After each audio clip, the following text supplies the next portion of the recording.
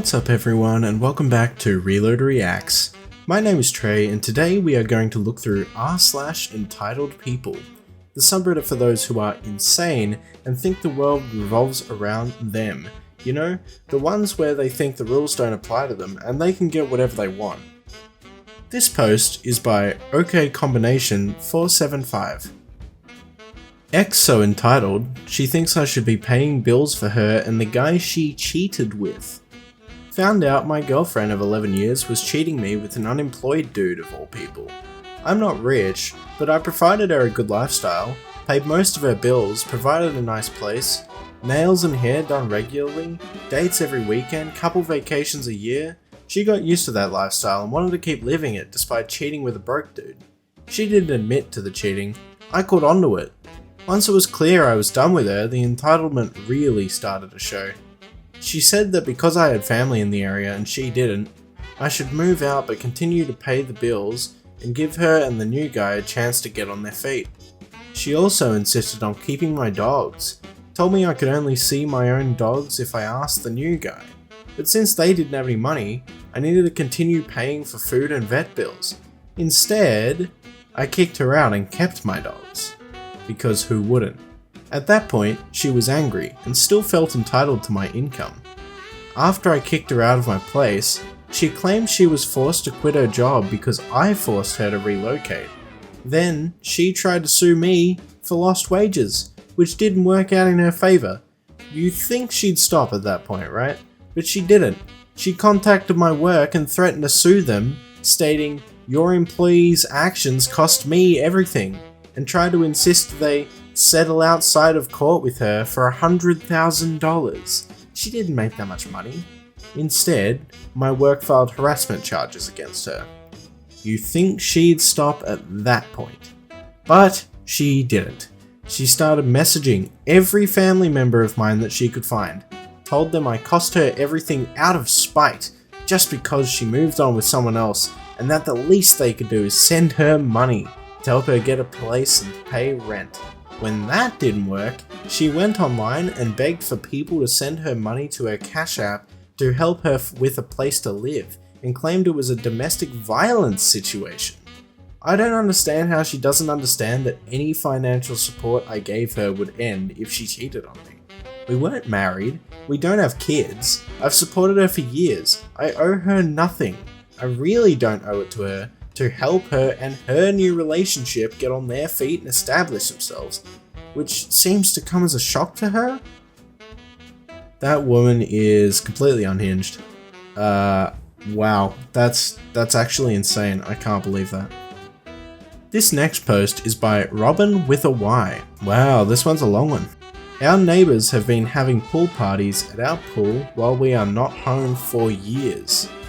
A few years ago, my husband and I purchased a house with a pool. Now, we are acquainted with most of our neighbours, but definitely not close friends with any of them. They all seem nice and well, just don't have much in common other than where we live. Next door to the right is a family of 6, twin daughters attending the local university, high school age son, and an elementary young school age daughter, maybe 1st or 2nd grade, and the parents. Now, normally we open the pool in early May, and keep it open until the end of October. But this year, our weather was off, and we had a very cool and very wet month of May, and then June went straight to 100+ temperatures. Fahrenheit, I assume. I'm currently on a medication that makes it difficult for me to tolerate being in the sun and heat for an extended time. Plus, we have been helping 2 extended family members who are having health issues. So because of this, we haven't had our pool opened yet this year. Normally we go to the family lake house for a week during each of the 3 major holidays, but we didn't go for Memorial Day because there was flooding around the lake this year, and because a family member was just discharged from the hospital yesterday, and 4th of July being a Thursday this year, we decided to stay home this week and be available to help this family member. Now, several times in June, the little girl next door has seen either my husband or myself outside, and she has asked when we are opening the pool. We first told her maybe later, but the last time yesterday she asked, and I said we are probably just not going to open it this year, and she started crying. Now, we have never had any of the neighbours over to use our pool, so I didn't really understand why she was crying over us not opening our pool. Well, I spoke with the neighbour on the left later, and apparently our neighbours on the right have been having a small family party at our pool every 4th of July when we are gone. They have always cleaned up really well afterwards, and because we have scheduled pool maintenance and weekly yard service, occasionally things are moved around in our yard and we never really thought much about it. The neighbour on our left thought we had given the other neighbours permission to use our pool. We did give them permission to retrieve any balls or toys that ended up in our yard, but never permission to use our pool specifically when we are not home, especially when we are not home. We have a special latch on the gate, and my husband did show the neighbour how to open the gate to retrieve his kids' toys. So now my husband, who loves gadgets, is going to have several more cameras installed around the exterior of our house, covering the gate and pool area, and have the gate latch made where we can grant remote access for the pool, service, and yardmen. Luckily we have a friend who does cameras and home automation systems. I'm annoyed that our neighbours have been using our pool without permission, but my husband is happy I'm letting him get more gadgets around the house. Now, do we confront the neighbours and let them know we know they have been using our pool? Or just wait and see if they say anything about our new security cameras? Update. I didn't expect this to blow up like it has, certainly didn't expect over 1,000 comments. I've tried to read them all, and some were very creative and amusing to read. First of all, we don't want to hurt anyone or alienate our neighbours. We just don't want people using our pool without permission, and we don't want the liability associated with this activity. A few things I feel I need to clarify. Yes, our backyard is fully fenced in with 2 gates. One in back is double locked from the inside. The side gate on the side of the garage nearest to the neighbours in question has a double latch that you have to reach over the top and find not 1, but 2 releases to open the gate. There is also an auto close that automatically closes the gate and latches it. I personally can't open the gate from the outside of the fence because I can't reach over that far to reach the 2 latches. The previous owner put this in, and it has worked well for our yard crew and pool maintenance people. We do have some cameras, a doorbell camera and a camera over our garage area. The garage camera picks up if someone goes towards the gate from the front, but we didn't want to invade our neighbours' privacy by recording their side garage door and gate to their backyard.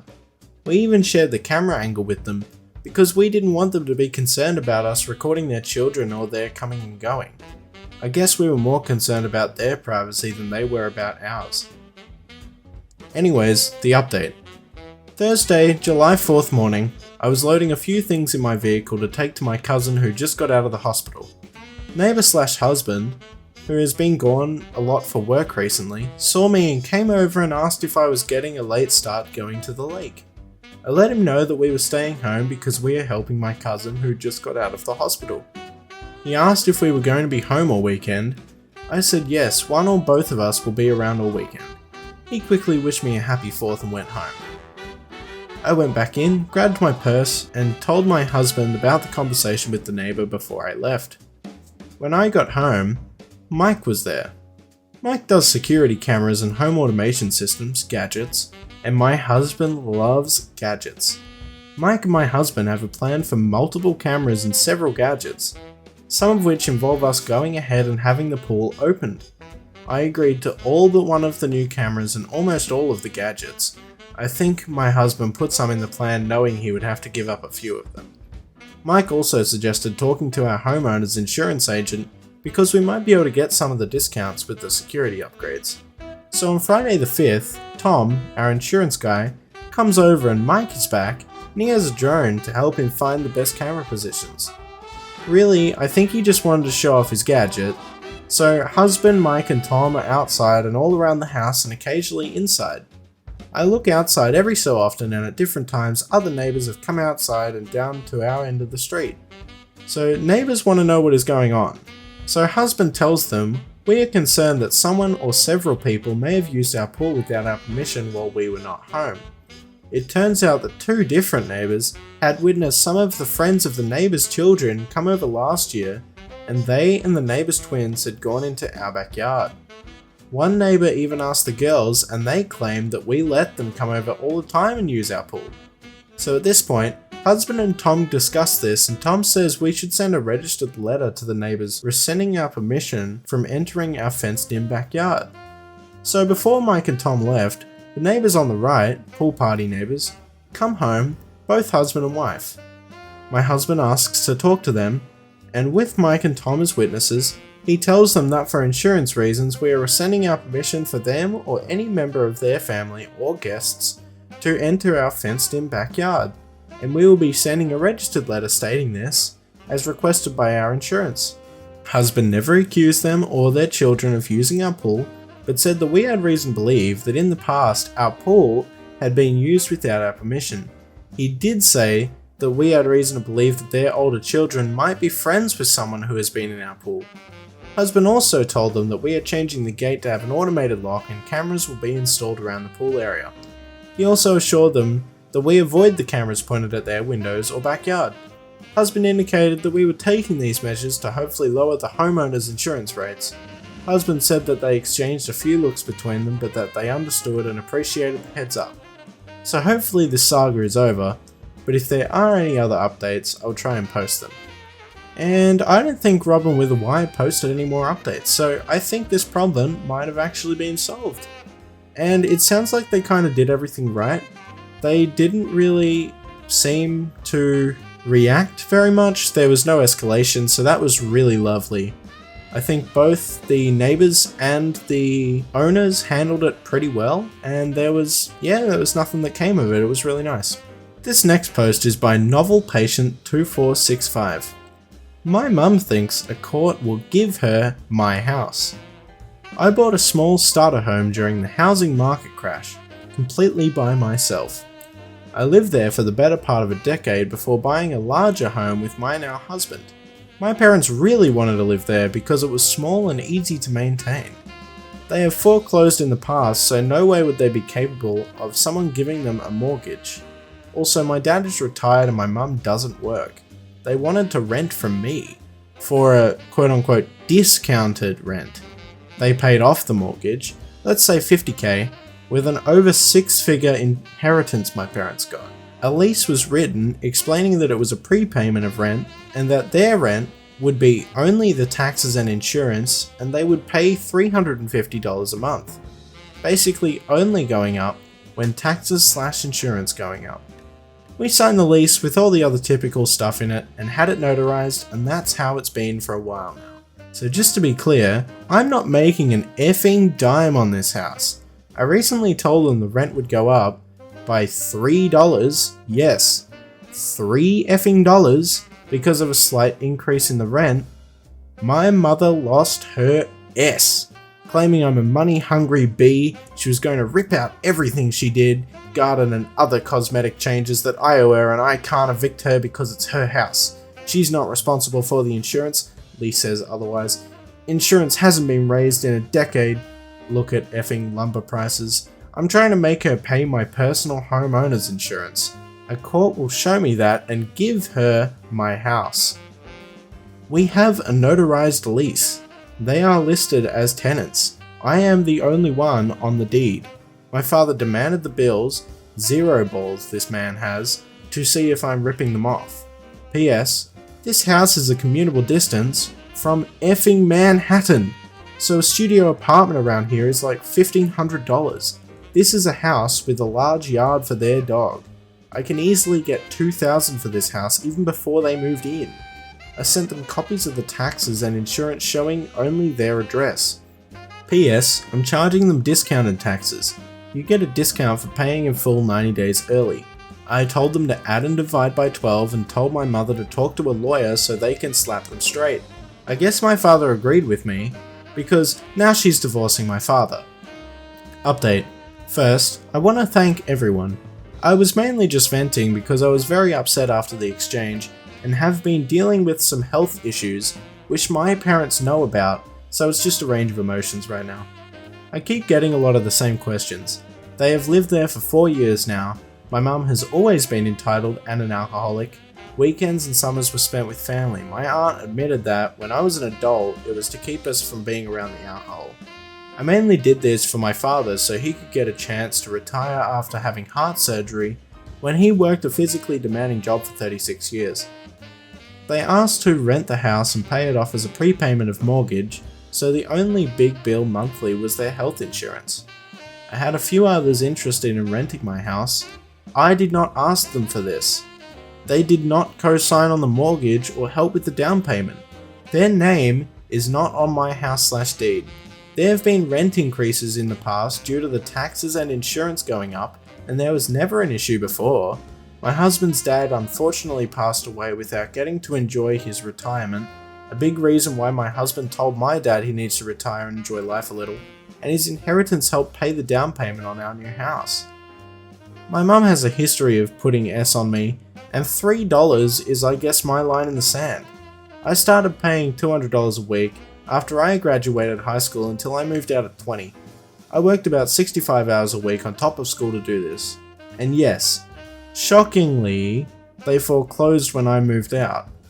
I stupidly put her on my phone plan and basically paid her phone for 2 years until the contract ended because she only paid me for 3 months out of those 2 years. She promised money for my wedding and never delivered. They didn't pay for college. They stopped paying for clothes/school expenses when I was 16 because I had a job. I know this is all a red flag parade, but I trusted my dad more than her, and I guess I thought I was doing a good thing. I also want to keep this house because I love it and I want to move back one day. It's just too small for us as a young family. Allow my child to live there when they go to college. And want to have fun without parents hanging around or racking up dorm costs. Also, she threatens divorce all the time. I doubt she'll actually go through with it. This last post here is from Internal Ad 7316. I won a jackpot on a cruise. Now my brother wants me to give him his fair share.